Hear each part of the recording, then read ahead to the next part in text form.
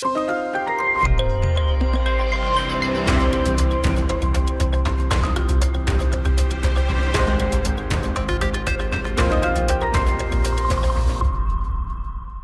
we are here this afternoon with Mr. Patrick Von Dohlen, the Republican primary candidate for Bexar County Judge. Mr. Von Dohlen, how are you doing today, sir? Doing fantastic. Thank you for having me.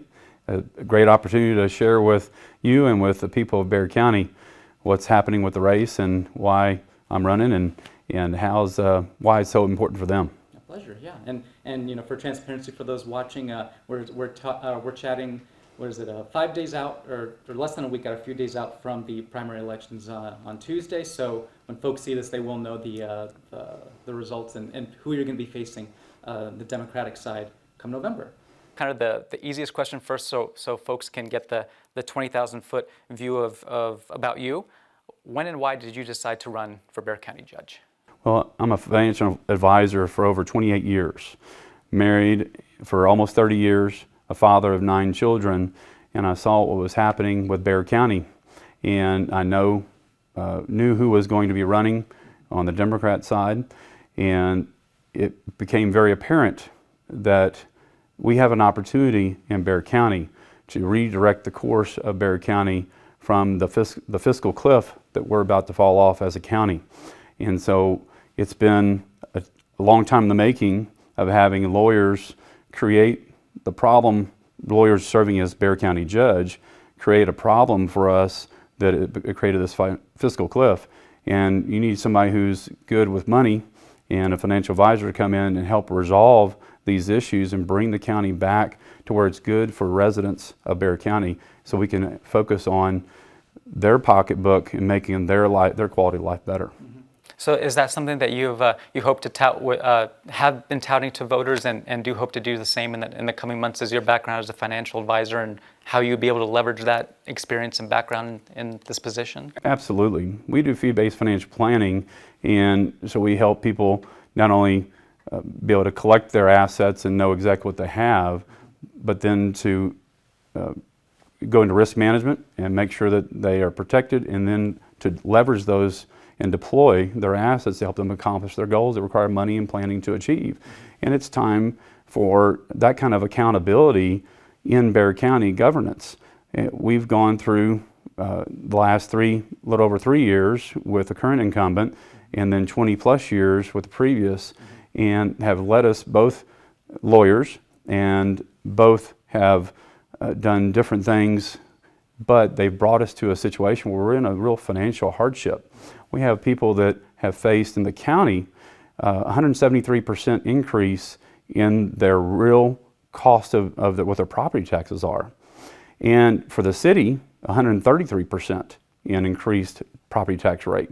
We have to work our budget. We have to know, and what we have created in my campaign called results-oriented budgeting. And so we have to implement what we're calling results-oriented budgeting, to where we're analyzing each and every decision so that we know exactly what the purpose is, we know exactly what the intent is, and then we can measure the results and the cost of that per result. And so we want to implement that in every department. And Bexar County is in a state right now where we can either go off the deep end, or we can turn the Titanic and save Bexar County. What you're talking about when you talk about a results-based approach you'd like to implement, is that would it be accurate to say that's similar to a zero-based budget system that some local leaders in the city level have been going forward, or a little different than that? It would be similar to that. We would start with the zero-based budgeting, and from a standpoint of starting a new year, but we would add to that. What zero-based budgeting is great and very practical and pragmatic, and makes a lot of sense. Matter of fact, for the city, I think they've discovered like over $100 million in potential savings that they can use for the core issues of the city. And we have, one of the Democrat opponents is touting that, well, quite frankly, I think he called it an academic exercise, and voted against it, but the city council as a whole vetoed him basically in essence, and they voted and outweighed him. So they implemented zero-based budgeting and that helped them find this $100+ million. So it's a very practical and pragmatic approach, Results-oriented budgeting adds in a fact of examining that. So each of those things, in whether it be the city or the county in our case, for Bexar County judge, is make sure we analyze and make sure that every dollar spent has a purpose, and know the intent of that purpose, and then be able to judge and weigh the results of that and implementation and the cost per result. So that's where results-oriented budget comes in on top of zero-based budgeting. Got it. Are there some things where if you were elected this position, where you come into office and you would already from day one plan to start advocating for, as far as like things you would like to cut or boost as far as funding in any places? Not at this point. There will be some things from that standpoint, and certainly anything outside the core purpose of Bexar County. And we've neglected the infrastructure. Instead of spending money on pet projects that the current incumbent has done, and recently the Bexar County Commissioners Court has recently agreed to spend $1 million on, but things like that are not core to the mission of Bexar County and serving the people, all the people of Bexar County. And one of those things, we saw a devastating situation last year where I think 12 or 13 people died due to a flood, a flash flood, right. And Bexar County can do something about that, and we should do something about that. We shouldn't be sitting back and waiting on another flood to happen. That's crisis management. We have to get away from crisis management. We have to get into planning. That's what we do for a living, and that's why having someone with my background, not a lawyer, I was raised by a lawyer, which gives me an interesting perspective, because I tend to look at things from legally as well, but financially, most importantly, in that we plan for things. A goal requires money and planning to achieve, and so we're held accountable by our clients. The constituents and residents of Bexar County can hold us, and we'll put that out there, that we're going to be held accountable for that results-oriented budgeting. We can't afford to have more people die on something we can prevent. Right. And that goes along with the jail crisis. Yeah. So the court, I think, by September or August, they did vote on and approve, I think, a multi-million-dollar next-gen flood prevention system, which incorporates some technological upgrades in response to that flooding disaster you mentioned. Are you talking about more infrastructural changes, like literally at the street level, that you'd like to potentially see implemented? Candidly, I would have to dig into that greater depth and to see all of it to give you an actual answer. But it was a good first step. Yeah. But the warning systems we wanted to look at and examine. I'm sure they had experts look at it. We'd want to look at it again, because what's been done in the past, when elected, we're going to have to re-examine some things, because there's been mismanagement, there's been oversight, and whether you're asleep at the wheel or neglecting it, for whatever reason, we have to take that into account and re-examine everything in every department. So that would be one of the first things as emergency services in that plan that they did adopt. We talked about fiscal accountability and the budget, results-oriented budget you would like to implement where you elected. But what are some of the other, maybe the second or third biggest challenges you see facing Bexar County right now, and what ideas would you have to tackle them? Well, I think the loss of human life in the jail is paramount. And we are a community, a city, county, and overall community built on faith. And we need to exercise that faith. In doing so, it's about caring for each and every individual. And how important it is, especially, I have 9 children. Could any one of them do something wrong at some point in time? Yeah, they could. Everybody has their free will, right? And where they could get picked up. And the last thing any family member wants to have to worry about is if your child or other relative makes a bad choice and they go to Bexar County Jail, you don't have to worry about them dying while in custody. Having 84 deaths, human deaths since 2020, and I think during the current administration under the incumbent, somewhere around 42 or somewhere around there. So it's not, he inherited part of the issue. So we have to make ardent, strident moves to do that. And I have said and released a press statement that did say that I am for an interim facility, and we need to build one, because there are people that belong in the jail and there are people that belong in a hospital, and there are people that in between that really don't belong in either place in their capacity, in their situation. And that interim facility would do that, and no matter what you call it, but there needs to be an interim facility, and we can do that temporarily by using possibly some state-owned buildings that we can lease in the meantime and do that while we build something. But we have to act fast, and then we need that's another department within the Bexar County. We're going to have to examine every department based on results-oriented budgeting, being that what are you trying to achieve, what's the intent, and what's the cost per result. Right now, we're not getting the results we want because we don't want anybody dying in our custody. And not only does that open us up to great liability that we don't have money to be spending on, for that we need to be spending money on our priorities, not on lawsuits, settlements, and everything else that goes along with that. We need to get back to the basics, to serving people, making sure our infrastructure is there. If somebody is taken into custody, that they're safe and they're receiving the medical and other attention that they need while they're in jail waiting for their court hearing. Your campaign website also states that you would also strive for courtroom accountability. What does that look like for you? How would you approach that? And what issues do you see? Well, we haven't defined that completely, other than we know that there's been some recent news on, and part of it's what we control, what we can't, right? And the Bexar County judge has, within Bexar County, there's over 50 different independently elected individuals that are autonomous. They're actually are accountable to constituents and to residents of Bexar County, and not under my, wouldn't be under my purview from that standpoint. But we do control the budget. And so can we make sure that courtrooms are safe, where people feel safe to go to them? I mean, there's a lot of people, some people in our city are afraid to even go out in public, go to school, go to church, whatever it might be.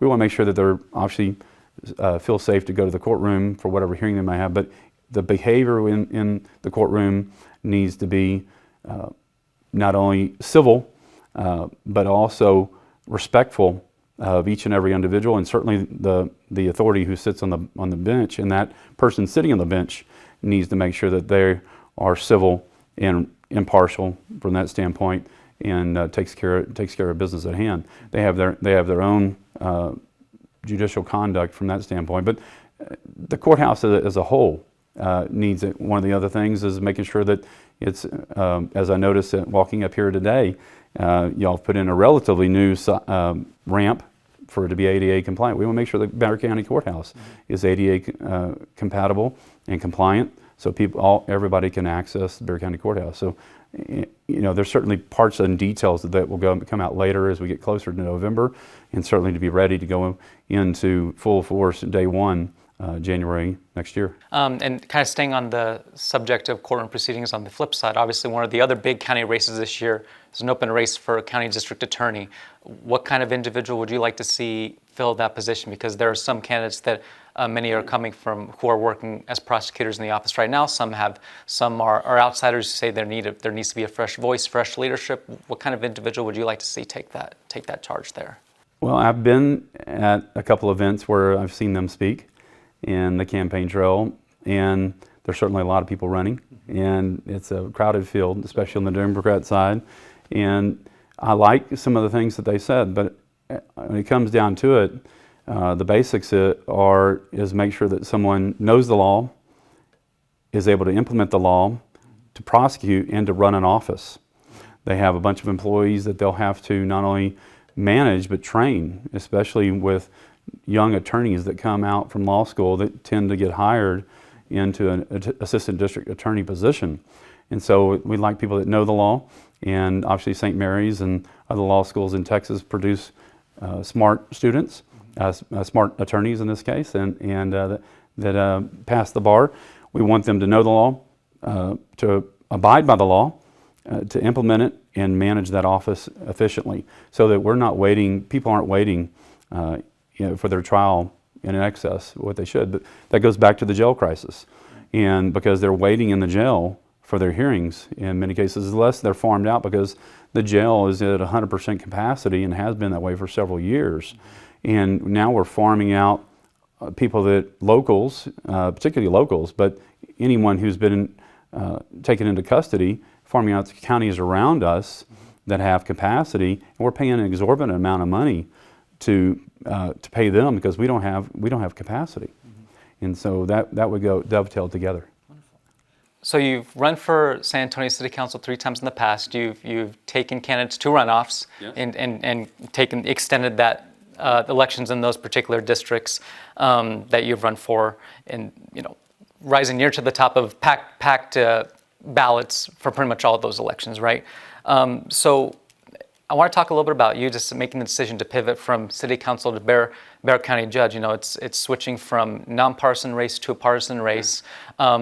Is part of the calculus at all that it makes it that being on the GOP ballot of a partisan race at the county level, where you have very few, or in this case, no opponents in the primary ballot, does it make it easier to separate yourself from the field? Is that part of the calculus at all in running for judge? I think that's a debate we could have about whether or not partisan elections or nonpartisan elections are good or bad. I think what's most important is what's good for the voter and for their voter education. And I would tell you that most people look, one of the first things, even running for, at that point in time for council, they would still ask what party affiliation with. Sure. Everybody wants to know because it's an identifier. And a lot of them might not know that it's nonpartisan. Right. And that's the first thing most candidates say is a nonpartisan race in that case. This is a partisan race, and it does from a standpoint of helping with voters. And what's most important is the voters are as educated as possible. That needs to be, that obviously the purpose of Bexar County elections is to make sure the voters have resources that they need to know candidates, and certainly there's other organizations outside that are on their own that help people know that. I would say that it's still a side issue, a secondary issue to the business of the Bexar County. And the business of Bexar County is not, it needs to be nonpartisan because taking care of people, and what I just said before, is making sure that human life is protected, especially if they're in custody, in our custody of Bexar County. That's a nonpartisan issue. That's above partisanship. It's not anywhere about partisanship whatsoever. It's up here, and in a way that, because that life we become responsible for that life, and then it's responsible also for the process, making sure they have due process and that they have a chance to go to trial without dying in custody. So that's all above partisanship. And I would say that that's way more important than that. The floods and fixing the infrastructure is way more important than partisanship. How we go about doing that typically might come back secondarily, and I come back to the results-oriented budgeting. Is we're going to do a project, we need to make sure you know exactly what the intent is, and or the goal is, and the intent of doing it, and then measure that with that result based on the cost per result. And that's going to be crucial in reining back what might be mismanagement or overspending or lack of just negligence in some cases of not being thorough. We as a business owner and as a financial advisor that does fee-based financial planning, we can't afford to overlook that things. We're looking into the future, and forecasting is very much a part of our planning. And so going back to that same thing, this is above partisan. This is very practical, pragmatic stuff that we need to be focused on, that people can be assured of, that we go forward in what's serving them in the best way possible. And kind of just staying on that theme of being able to forecast in the future, right? Which you mentioned you do now as a financial advisor. You know, one of the big things that's still, we're still in the early stages of the years-long conversation about what's going to happen at the rodeo grounds, Freeman Coliseum, in relation to the city's approach to Project Marvel, right? What would your approach be to kind of the vision of the rodeo grounds, especially now that the propositions have passed a couple months back to make the decision to move the Spurs downtown and then make that grow that as a site for the rodeo? Well, the voters have spoken, and we obviously have a duty then to make the best of the situation. And whether you're against the project, you needed more information, didn't like the way it was handled, particularly by the former mayor of San Antonio with the non-disclosure agreement, everything behind closed doors until what seemed like the last minute. I think that probably unsettled people the most, is just not enough information, and the people didn't have enough time to chew on it, to the point, to the other side of the spectrum where you're completely for the Spurs and you'll do everything you can. And I love the Spurs. Go Spurs, go. We used to have season tickets and always enjoy going. Family tends to get in the way of those things sometimes, and taking care of the kids' needs and then also making sure they get to their activities and everything. Yet, so now we have a situation where a lot is still unknown. The voters have made their decision last November. They want to go forward with both of those propositions, A and B. That includes the Spurs and the new Marvel development, and then also the rodeo grounds and everything. So we have a situation where there's a lot still, the agreements still aren't solidified, and we need the people, the voters of Bexar County and the residents need to know that they have somebody that knows numbers that's going to go in there and make sure that it's good for both parties in regards to the Spurs. Good for the Spurs, good for the people paying the bill. Because the last thing we want to do is get in a situation where the Spurs are the primary beneficiary and the taxpayers are footing the bill. It needs to be good for both parties. And so we're gonna get in there and make sure that with the details, we iron those out. We make sure the agreements are ironclad and it's good for both parties, and make it a great situation for everybody involved. Yeah. What did you learn from your history of campaigning for city council that you might be applying to the current campaign? Well, you know, everyone's a journey, and so you have to have a little bit of thick skin to enter the ring of the public square of politics. From that standpoint, I still don't consider myself a politician. I'm very much a business owner, a family man, a business owner that has financial knowledge that I can apply to the job.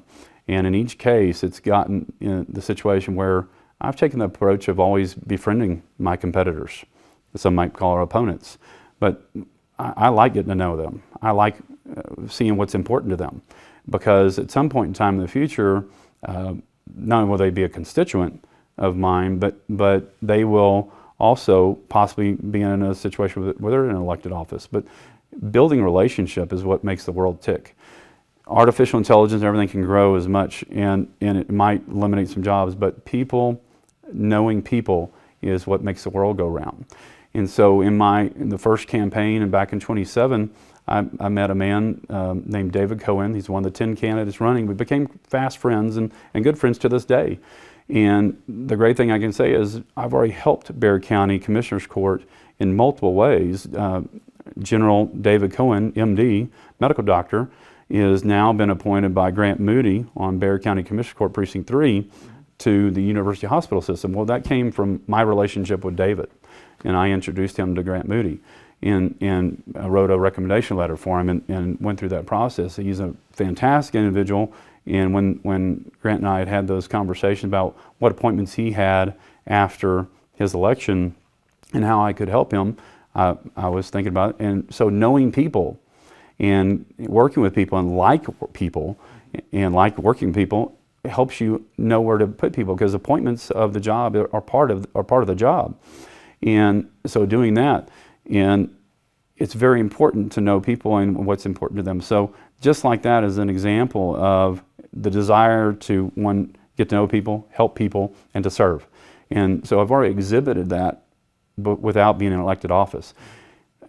The other thing I've learned is, not only is it important to get to know your opponents, your fellow candidates, is talking to the people, obviously, and any candidate would say that to you, but I'm the only candidate, I believe, in Bexar County in the last decade that's shown some would give me a hard time that I've run and not won. And I would tell you back in 17, we missed the runoff by a very slim margin. And in 21, we were in the runoff. And each time we grew our voter base. And I'm not from here originally. I'm from Goliad. Remember the album, Remember Goliad? Two very historic places in Texas, and that connect them through history. And back in 1836, 190 years ago, Texas history in doing that is to learn about people, but to then magnify those relationships. So I plan to do that same thing that I've done in growing not only the vote count for me that we've seen a progression of continuously had another candidate say, I've never seen anybody do what you're doing in growing your voter base and growing the percentage of of people that are voting for you. Everybody else tends to decline and sort of off. That's because I'm not about myself. I'm not running to be a politician. I'm not looking for a job. I've got a job, I've got a career. I can keep doing that just fine. And I want to come and serve. That's at the heart. I come from a family of servants, of public servants. And so serving people is where we find joy in life. And so I just would intend to do that in this case in a public setting. And I'm not afraid of being accountable to voters. I'm not afraid of taking on the hard questions. I'm not afraid of facing that, whether in public or in private. And I'll transfer that to Bexar County Commissioners Court from the dais, and we're going to have the hard questions. We're going to ask the questions that every voter would appreciate knowing, the good, the bad, and the ugly, but coming back to results-oriented budgeting in the sense that we're going to measure each and every department based on what they want, what their goals are, what their intent is, and then the results and the cost per result. We're going to come back and examine that. It's going to be good for everybody, and that all, and coming back to people, helping people in their quality of life in their pocketbook. As property tax rates have skyrocketed, property tax rates themselves have been reduced, but their bill, what they actually pay, has skyrocketed both for the county and the city. They're going to fill it in their budget. They're going to be tensions at home, and their marital issues will reduce because we know there's scientific evidence that many marital problems come from financial concerns. So we're going to help them in their home and to have better relationships there, because hopefully with less stress, because that's our intent, is to run an efficient government that has based on results and going to measure each and every department. Going back to the growing voter base that you mentioned from your previous races, we'll know in 5 days' time whether you're going to be running against someone we referenced earlier. You're going to be running either against Ron Nirenberg, who is a former San Antonio mayor for 8 years, council member before that, or the incumbent who's been in office the better part of the last 4 years, right? So do you hope that you'll be able to leverage your voter base and be able to, is it a point where you'll be able to extrapolate that to countywide so that you'll be able to kind of make an impression come November? Well, I'd hope so. Certainly would pray for that, but no way to really control that. All we can measure is and bring back the results-oriented budgeting back to our own campaign and what we're doing, our goal and our intent, and then measuring that as well based on each goal, the cost of each goal. It would be my hopes that throughout Bexar County and the different networks of people to do that. No way of measuring that right this second. Always concerned on a ballot, even though I'm running unopposed as a Republican for Bexar County Judge, there's always undervotes, and you hope to minimize those as much as possible. We'll see from that standpoint. It could be from any number of reasons. Somebody might, hard to even think about, somebody might not like me, and they might not cast a vote, but more importantly, they might not know me from that standpoint. But I think I have more name recognition than people would admit and know, and based on the circles and the people that are committed to what's good for individuals and good for the county, I think the word's gonna spread fast, because people can see now that based on their own pocketbooks, 133% property tax increase in the city, and the former mayor brings that forward as he calls the county judge the CEO of the county. Well, that means you got to bring your past with you. And he's got 12 years on city council, on the council, and 8 years as mayor, proof of increasing debt, of increasing taxes, even though he'll say, he and Sakai will say that they've lowered the rate. That didn't pay the bill. The people pay the bill, and the families are impacted by a much higher bill. Matter of fact, property taxes have grown so much faster than people's income. It's 8 times more. Property taxes have grown at a rate of 8 times more than family incomes and household incomes. So we've got a real problem here, as we do have a growing county, population base-wise, is serving people per capita and being as efficient as possible. We have to have new direction and new leadership that have a financial background, not looking just for a job, not looking to finish out a career. Both of those men, while they have their attributes, have been paid public servants.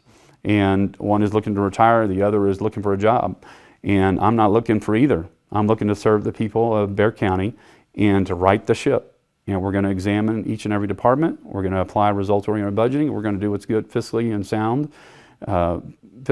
and that's prudent for people to do, so we can have a higher quality life, so we can make sure we drive down the roads, not having to worry about a flash flood. If one of our family members got arrested for some bad action, then they go into custody at the jail. We're not having to get on our knees and pray that they survive for their own court hearing, their arraignment. It's so important that we get back to those basics and get focused on the matters at the heart for the family. You mentioned before we started the cameras rolling that your father was a state rep for 14 years? 14 years. Yeah. So I imagine he played a part. I imagine you seeing him in that position maybe played a part in laying the foundation for your political engagement? Yes, I've got, and his father was, my grandfather was actually on the San Antonio River Authority Board and chairman of the San Antonio River Authority Board from representing Goliad County, and for a decade or more, and family members on my mom's side as well, and county commissioners, county tax assessor collectors.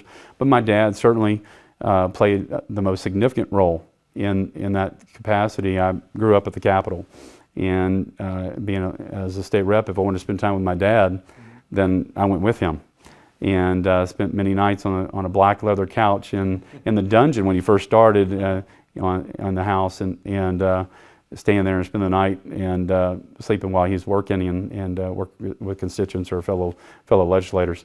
But yes, it did shape me, and that's where I said we come from a family of servants and true selfless service. And it's not about a job, it's not about money, it's about serving the people and the joy and satisfaction you can have by helping people achieve their goals, by making their pocketbook lighter, not making their pocketbook heavier for them, and taking less from them because we run a more efficient government. So yeah, it absolutely had a great impact on my life in serving people. And I used to be a page, and when anybody came to visit with him, especially any bishop of the Catholic Church would come to see him, I gave them all tours of the Capitol, and it used to be my playground way before the security that exists today. I would run up into the rotunda underneath the Goddess of Liberty and all the way down to the dungeon, and it was a lot of fun, a lot of good memories, but most importantly, it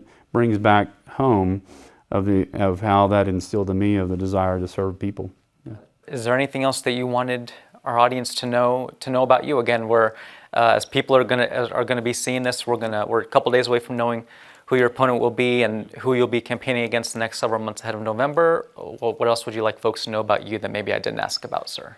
Well, I invite you to allow us to follow up with some written things that we'd like to share with you, and keep you posted on our campaign as we continue to develop the website and add to it, and from whether it be videos or written issues that are going on that are impacting Bexar County residents. So I extend that invitation. We'd love to do that. We continue to develop and provide information on our website, votepatrick.org. You can go to patrickvondohlen.com. It's a lot easier just to go to votepatrick.org, and it'll take you to the same place, votepatrick.org. I think the basics for viewers, Kins 5 viewers, to know is that I am a fifth-generation Texan, Catholic, parishioner of St. Mark the Evangelist Parish on Thousand Oaks 281, married for almost 30 years. We'll celebrate our 30th anniversary after the election, and this year. Thank you very much. And you need to congratulate her, probably more so than me. She's got the hard work of dealing with me, but she's certainly earned her halo. Father of 9 children, and been a financial advisor for over 28 years. We stay in business and have been a business owner by serving our clients. And we do that and have since 2000 under a fee-based financial planning model, where we take people's current situations, we collect them all together, gather them to simplify it for them, to enter into any possible prudent risk management that could possibly cause a catastrophe for them, whether it be a hospital stay or anything else, and make sure those things are covered. And then we help them deploy their assets to achieve their goals that require money and planning to achieve based on what's important to them. And so getting to know the client is first and foremost, and always a centerpiece of working with our clients. We have a fiduciary in our firm. We have a fiduciary obligation, a fiduciary duty to know your client, to always do what's best for them.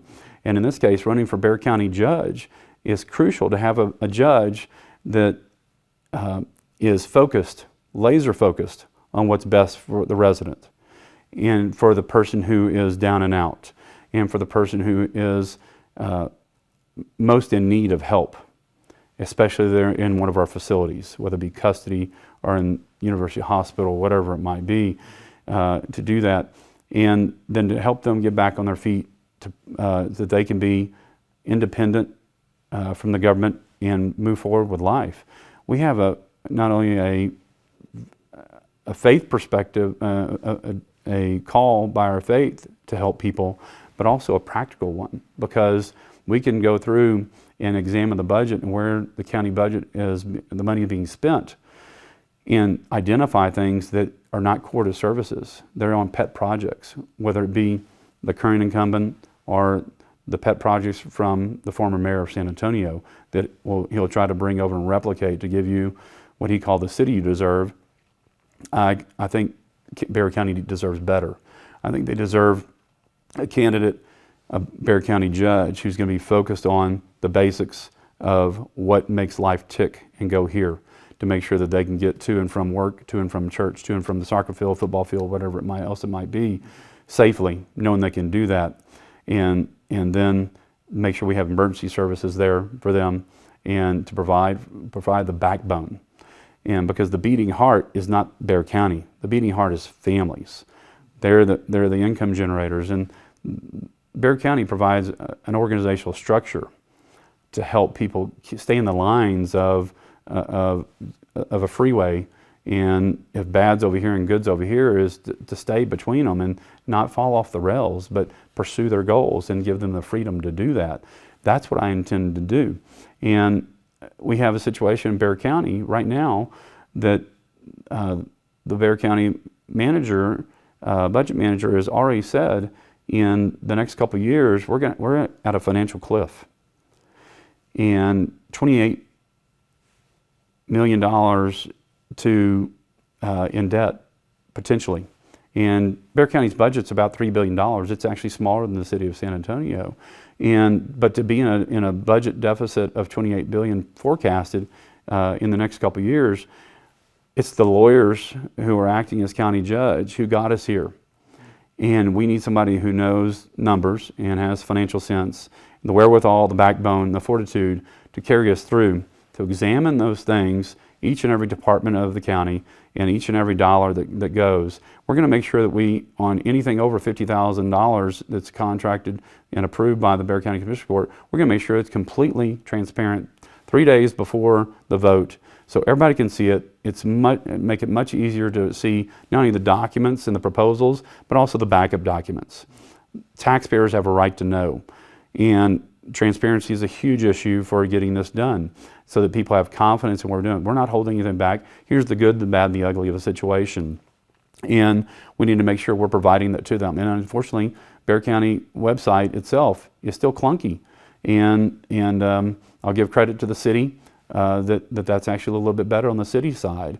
But I'd attribute that to city staff and the city manager more so than any elected official. But we can't afford to go off this fiscal cliff. This fiscal cliff that's going to face us is being approached by several different things. And I want to remind people that during the pandemic, Bexar County received over $300 million, about $380 million from the federal government for COVID-era ARPA funds. That's American Rescue Plan Act funds. And this massive amount of money that came in here to Bexar County, and it was supposed to be for relief, for temporary funds for relief and to help overcome the pandemic. We used over $13 million on sports complexes.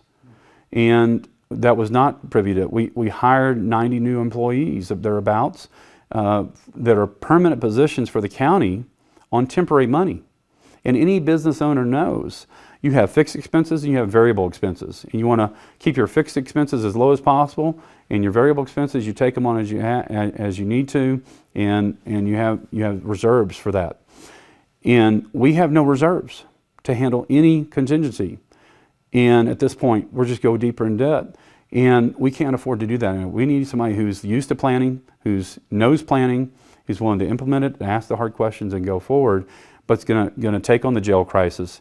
No more human deaths. We have to make sure we hire the right number of people working for the jail. We're over 70 short on that. It's costing us over $15 million a year extra in our budget that we're paying in overtime. And it's great for the people who are working it, but there's burnout at some point in time on the deputy sheriffs and our law enforcement in the jails. And so there's going to be burnout at some point, as well as it's good for their pocketbook temporarily. They have to have support, and we have to do that. It's much less expensive to the county, to taxpayers, if we hire those other 70 people instead of running overtime. And so that's a major issue. The outsourcing of people putting in our custody, outsourcing to other counties, costs us more money. We have to do that. We have to make sure that we have an interim facility between the jail and the hospital, and because there are people that don't belong in either, and they need other kind of medical attention, whether it be psychological or physiological or whatever it might be, that they don't deserve to be in jail and they don't deserve to be in the hospital. We need an interim facility, and we're going to have to plan for that. But we also have to get people where they're more comfortable in that they know that they have a county government that's going to provide a backbone of structure for them to go about their lives, to do their very best in their home life, domestic life, and their work life, the recreation, and to be able to enjoy that, and knowing that there's somebody that's serious, committed, and purposeful about redirecting the Titanic of Bexar County, because we can't afford to go off a $28 million fiscal cliff. And because, as the county manager even said, either you're going to have to cut funding, or you're going to have to cut people's jobs. And that's a hard decision that's going to have to be faced if we continue down this course. There's a better way. And what I'm proposing as a financial professional and bringing that skill set forward in a passion to serve each and every individual out of true love for the person and the community as a whole of what's best for both is results-oriented budgeting. We're going to measure each and every department based on what their goal is, the purpose of doing it, the intent, and then the result, and the result per cost. And we're going to go back. If it doesn't make financial sense, we can't continue doing that, because we have the county as a whole to help as an influx of people come in here to make sure we have the infrastructure created, solidified, reinforced that we need to have for people to have a better quality of life. Yeah. So that's what I would say is that all the people out there that are right now in early voting and after they'll see this possibly after March 3rd, that I welcome you to look at this not as Democrat or Republican. I ask you to look at it from a practical, pragmatic standpoint of what can Bexar County afford, and where do you want to see Bexar County? Do you want to see it financially solvent, or you want to continue down the path it currently is, if it's the incumbent, or to go into greater debt and based on pet projects based on the former mayor of San Antonio? And I present not a partisan one, but above partisanship focus of pragmatism, and focus to bring in the financial skill set to help people have a better quality of life, to be able to pay less in taxes. We have to get there and get in the job, in the role, I should say, not the job, because I'm not looking for a job, but get in that role to really roll our sleeves up and get in of what we can do. But we can certainly avoid and need to any more increases in property tax. From the 173% increase in property tax on the county side, 133% increase in property tax over the last 20 years on the city side, and people's that are growing at 8 times faster than family incomes. We can't afford that. People can't afford that. They need a government that's smaller, leaner, the more efficient, and focused on serving them. Yeah. Patrick Von Dohlen, Republican candidate for Bexar County Judge, thank you so much for taking the time to chat with us, sir. Thanks, David. Greatly appreciate your help and time.